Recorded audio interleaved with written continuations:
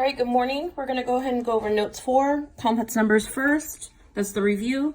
And then we're gonna do quadratic equation using square roots. This goes for PCC 5. We'll talk more about complex numbers later. I just need to do this little review. So how an imaginary number works. Basically, the square root of a negative number is going to be an imaginary number times that radical if you cannot simplify the radical. So I squared equals -1. The steps for this, it says use the imaginary number I to rewrite the expression below as a complex number, simplify the radicals. Simplifying the radicals is the most important part. So say I have the square root of -16. I'm going to take out the -1 or the I squared. I'll show that to you in the example, and I'm going to simplify the radical. So the way that I'm going to do this is kind of basically like this. Let me just kind of decide what I'm going to do here. So if I say that I have the square root of -16, the way that you can rewrite this, and it's up to you, is to say you need to know that this is the square root of -1 times the square root of a positive 16. Now we say -1 or I squared.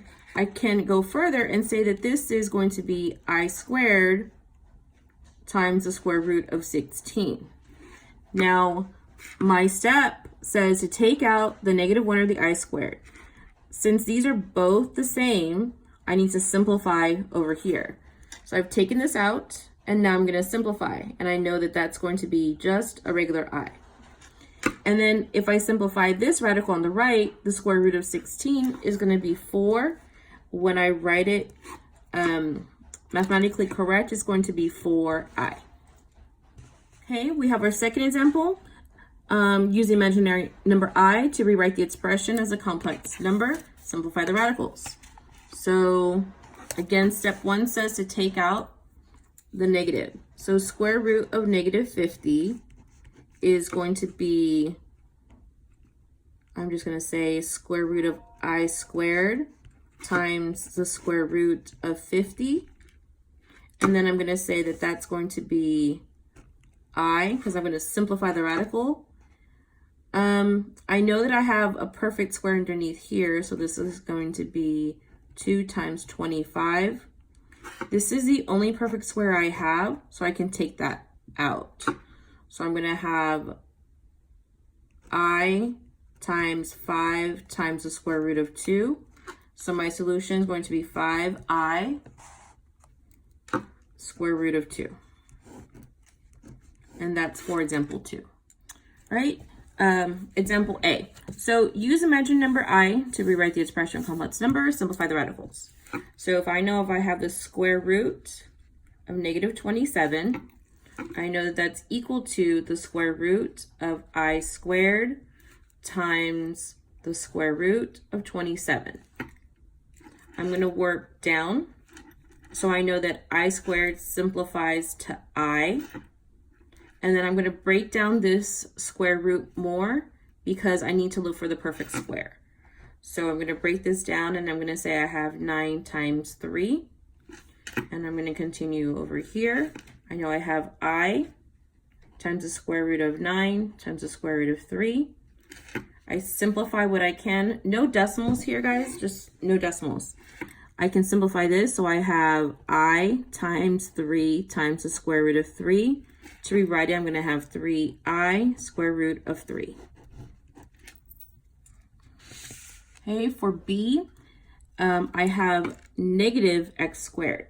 So square root of -x squared, when I expand it, is going to be I squared times x squared. I know that I squared simplifies to I. I know that this is going to simplify to an x. So my solution is going to be xi. Okay, next we have solve quadratic equation using square roots. We need to talk about the type of solutions you're going to have. So the first two are going to be real numbers. So those are real number solutions, and then this one is going to be an imaginary. So whenever you have the scenario where a is greater than 0, that means your x squared equals a. And if it's a number greater than 0, then you can say that a equals the square root. Sorry, x equals the square root of a, or x equals the negative times the square root of a.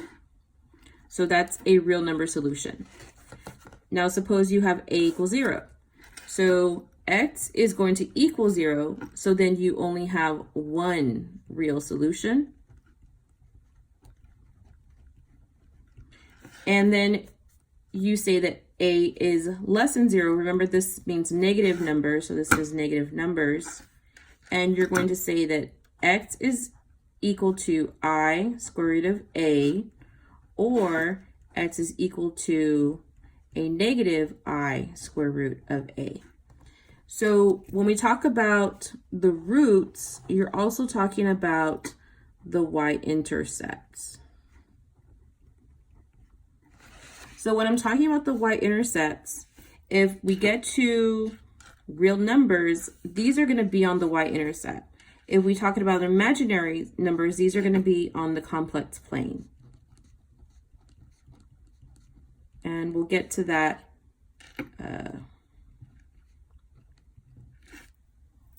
next 9 weeks. Okay, quadratic, solve quadratic equations using the square root. So say you get x squared equals a. So we're going to talk about the solutions.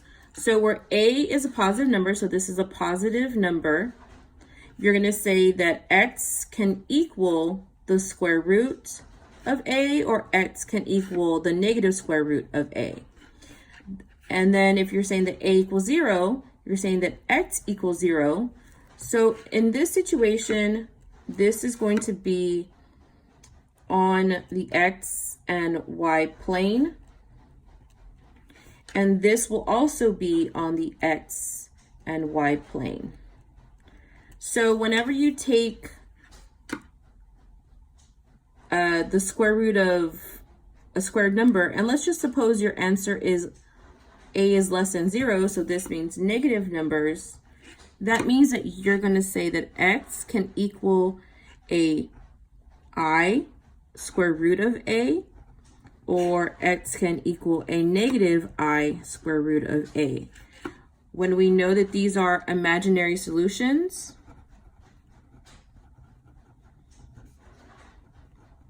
and imaginary solutions are only on the complex plane.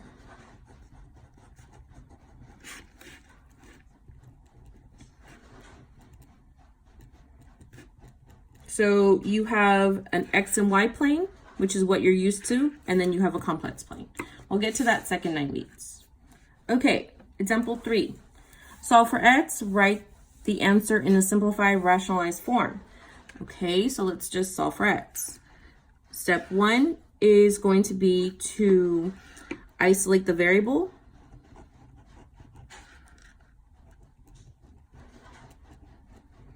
And then step 2 is going to be to simplify.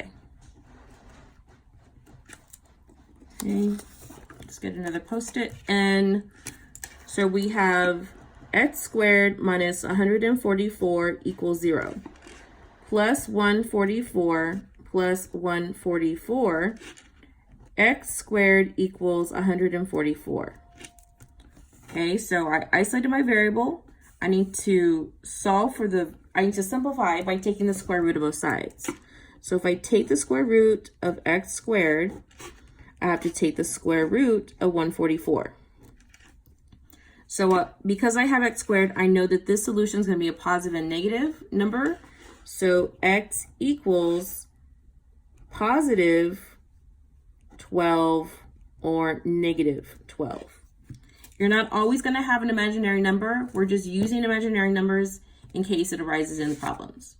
Okay, number 4. Okay, says solve for x, write the answer in simplified rationalized form. This is a long problem, so I'm just like using Post-its.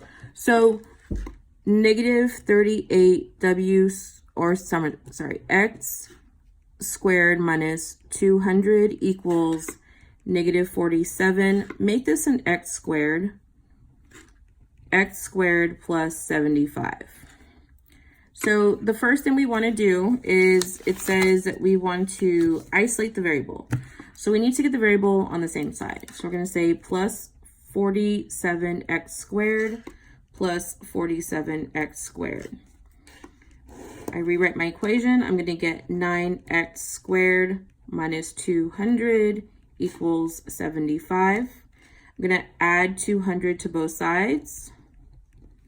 And then I'm going to get 9x squared equals 275. I need to get x squared by itself. I'm going to divide both sides by 9. So I'm going to say x squared equals 275 over 9. Okay, next step.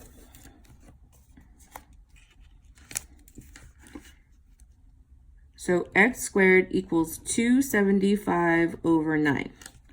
You're going to take the square root of both sides. But when you do this, you have to take the square root of the numerator and the square root of the denominator. So I can say x equals, and you're going to have to simplify these on their own. The square root of 275, so the square root of 9 is 3. I know that's going to be a positive and a negative because I need to represent both types of number. We're going to simplify this some more. So I know that I have 275 has a perfect number or a perfect square of 25. So it's 25 times 11. If I take the square root of 25 and the square root of 11, the square root of 25 is 5. And then I'm just going to leave the radical of the square root of 11. I'm going to say x equals 5 square root of 11 over 3, positive and negative. This is a long problem. Okay, number 4. This is just more examples. For t squared minus 4, what type of solution does the equation have? If you know it's going to have a complex or an imaginary number. Okay, so let's go ahead and see how that works out. I'm going to say that t squared equals negative 4. I'm going to take the square root of both sides. I'm going to take out that negative 4. So I'm going to say that t equals a positive and negative I square root of 4. I know I can simplify this radical. T equals positive and negative I times 2. So written correctly, positive and negative 2i. That's my solution. For B, solve for negative 9x squared equals negative 63. What type of solution does the equation have? Remember, we're using our chart right here. So we said that this was an imaginary solution when a is less than 0. And when it's a positive or it's a 0, we know that we're going to have real number solutions.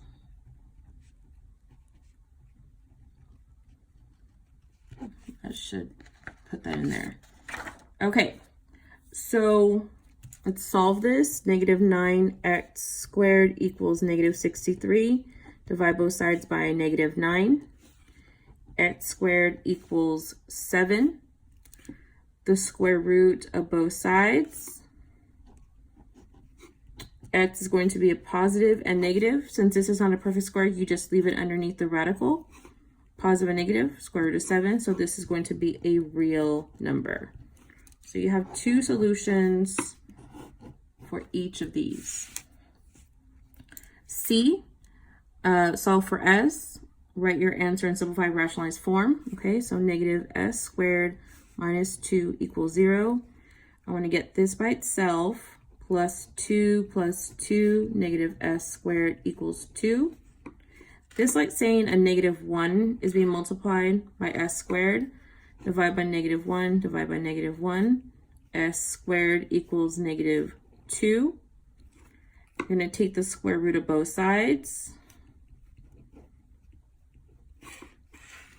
Okay, if I keep on working this, I'm going to say that s is equal to positive and negative I square root of 2. Okay, number D. Okay, solve for r. Write the answer in simplified rationalized form. R squared minus 192 equals 146. We're going to add 192 to both sides. Okay. R squared equals 338. This is a multiple of 2. Take the square root of both sides.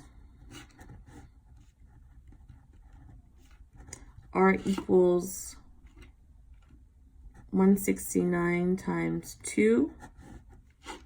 I know I have a positive and a negative, so R equals 13 square root of 2, positive and negative.